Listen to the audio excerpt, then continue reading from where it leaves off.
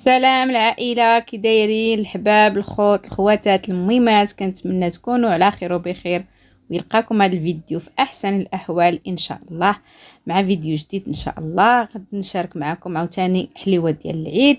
شاركت معكم في فيديو اللي قبل من هذا الحلوه ديال التمر والجنجلان، كتجي رائعه وجات زوينه وعجبات الناس بزاف.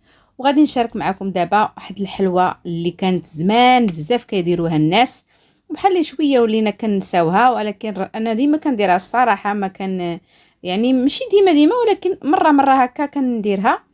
عندي هنا رابعه ديال الزبده مارغرينا، وكاس ديال السنيده، مع واحد الفانيلا. نقول لكم مقادير من بعد نهضر لكم على هذه الحلوه. وعندي رابعه ديال الجنجلان مطحونه مزيان، واحد المعلقه صغيره ديال حبه حلاوه والنافع، واحد المعلقه ديال القرفه، وكاس ديال الزيت، وواحد جوج ساشيات ديال الخماره حمراء، واحد الفانيلا، واحد شويه الملحه، واحد القبيصه ديال الملحه كديروها.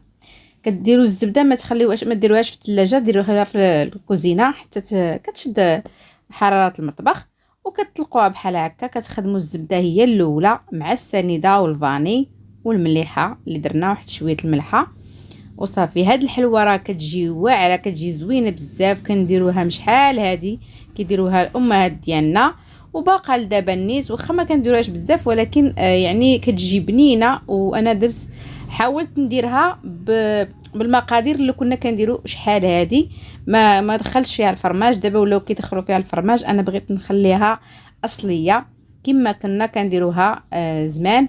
عندي هنا كما قلت لكم الجنجلان مطحون مزيان، كطحنوه مزيان، كتحمروه شويه ماشي بزاف، غير كتصهدوه وكطحنوه، كتنقيوه بطبيعه الحال. هاد الحلوه هذه كتجي رائعه وبنينه، كتجي كتذوب في الفم. كيديروها كعيبات او هلال. انا غادي نفضل نديرها واحد الطريقه اخرى وسهله ودغيا كتوجد، ما كتطلبش الوقت نهائيا. في نص ساعه كتوجدوا الحليوه ديالكم وكطيبوها. واحد المعلقه ديال المزهر ما قلتش لكم، كتعطيه واحد النكهه لهاد الحلوه خطيره. المزهر يكون مزيان، ما يكونش المزهر العادي، باش كتعطي واحد النكهه زوينه. هنا درنا كلشي، درنا داكشي اللي كان عندنا، وزدنا الخمارات، جوج خمارات حمر، والدقيق بطبيعه الحال يكون مغربل. كنبقاو نخدموا الجنجلان مزيان، وعاد كنزيدوا الدقيق ديالنا، وكنخدموا كما قلت لكم الزبده مزيان، تخدموها مزيان وتعاودوا تخدموا، تزيدوا الزيت وتخدموها مزيان حتى كتولي على شكل بوماد وصافي. وكتزيدوا الجنجلان عاوتاني وتخدموا مزيان حتى داك الزبده كتطلق مزيان وما كتبقاش يعني مكوره صافي. وكتزيدوا الدقيق شويه بشويه حتى كيتجمع لكم الخليط ديالكم. الدقيق انا ما عبرتوش، على حسب الخليط شحال غادي يدخل لكم، انا ما عبرتش. المهم تخدموا على حسب الخليط اللي عندكم وصافي. وكتبقاو تعجنوا بحال هكا، هي ما كتخليوهاش العجينه تنشف بزاف، تجي شويه رطبه. هنا غنوريكم كيفاش جات العجين ديالي. انا جمعتها كتجي رطبه، ما كتجيش قاصحه، كنخليوها رطبه شويه باش كتسهل علينا كيفاش نشكلوها. حيدت العجينه من القصريه وحطيتها حدايا، وكنديروا بحال هكا سيجار رقيق، ماشي رقيق بزاف ماشي غليظ، السمك اللي بغيتو نتوما الصراحه، اللي عجبكم كديروه، يكون رقيق ولا غليظ ماشي مشكل. حيت هي فيها الخماره غادي تنفخ. انا كما قلت لكم فضلت نديرها على هذا الشكل. الا بغيتو ديروها هلال او كعيبات كما كنقولوا ديروهم، اما هكا راها كتسهل بزاف، دغيا كتوجد، دغيا كتصايب، ما كتعطلش. كنطلقوا بحال هكا وكنبقاو نديو نجيبو بحال اللي كنديروا رولي بحال هكا، واحد السيجار طويل بحال اللي كنديروا الفقاص وصافي. وكنجيبوا واحد الموس يكون ماضي، وكنقطعوا بحال اللي غادي نقطعوا الفقاص، كنحيدوا داك الراس اللي كيكون زائد، وكنقطعوا بحال اللي غادي نقطعوا الفقاص مائل بحال هكا. دغيا كتقطع معايا رطبه تبارك الله، راه كتجي زوينه بزاف.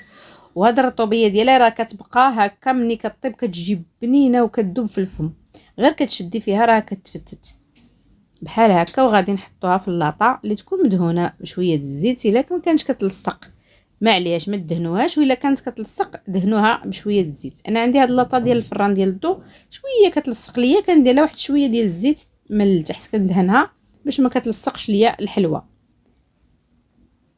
او ديروا كاغيط ديال الزبده صافي، وكنستفوا الحلوه ديالنا بحال هكا، وكنبعدوها واحد شويه باش ما تلاصقش لينا منين ندخل الفران. هنا راني مسخنه الفران على كيسخن ليا الفران اللي غنبغيو نديروا الحلوى. راه حنا كنقصوا العافيه مهيله وكنديروا الحلوى ديالنا. هنا قطعت الحلوى ديالي كلها وستفتها في اللاطات، عطاتني 2 لاطات كبيره وواحده صغيره، ونديهم للفران. من بعد ما طيبنا الحلوى ديالنا شوفوا معايا كي جات مذهبه وكتجي واعره. عندي هنا سكر كلاصي وغندير معاه النشا. من احسن شريو غير سكر كلاصي العادي وديروا معاه واحد 3 المعالق ديال النشا، راه كيجي بحال سكر سبيسيال، احسن كاع من السكر سبيسيال اللي كتشريوه من الحانوت. انا كنفضل نديرو في الدار بحال هكا كيجي احسن. في الحانوت كيكثروا الكميه ديال النشا بزاف وكيجي غالب عليه النشا. اللهم خذوا راسكم جيبوا سكر كلاصي. انا درت هنا غير 2 دراهم، ما عرفتش شحال 2 دراهم فيها ديال سكر كلاصي، ودرت معاها 3 المعالق ديال النشا وغربلتهم وكنخلطوهم كيعطيونا ديك السكر كلاصي كيلمع كيجي بحال السكر سبيسيال. غادي نفندو الحلوى ديالنا وغير بشويه راه كتفتت، انا بحيت باقا سخونه زربت عليها. شوفوا معايا راه غير خشيتها في السنيده، عفوا في السكر كلاصي وهي كتفتت. خليتها دابا حتى بردت ليا شويه وصافي، وعاد كتبقاو تفندوا في السكر كلاصي. راه كتشرب دغيا كتهز السكر كلاصي بحال هكا، تخليوها تبرد شويه حيت راه ما تقدوش تهزوها من البلاطو، عفوا من السينيه ديال الفران او اللاطه. صافي وكنخدموا بحال هكا حتى كنكملوا الحلوه ديالنا وكنستفوها في الطبسيل.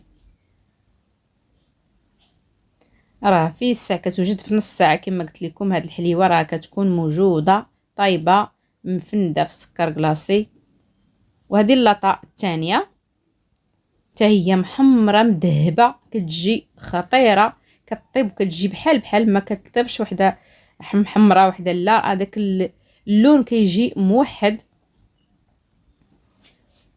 وهنا كنمرغوها كلها في السكر كلاصي. وهذه هي الحلوه ديالنا، كنتمنى تجربوها غادي تعجبكم ان شاء الله. حلوه العيد ان شاء الله على الابواب. وما تنساونيش بالاشتراك في القناه وتفعيل الجرس باش يوصلكم الجديد ديالي، وبارطاجيو مع العائله والحباب والاصدقاء باش تعم الفائده على الجميع. وشوفوا معايا الحلوه كي كتجي كتذوب في الفم، غير كتشدوا فيها راه كتذوب كتجي خطيره. وكنتمنى تجربوها في هذا العيد ان شاء الله، كتجي رائعه. الا بغيتوا ديروها هلال ديروها، انا فضلت نديرها بحال هكا. وما تنساونيش كما قلت لكم واحد اللايك واحد الكومونتير، والى اللقاء الى فيديو جديد ان شاء الله.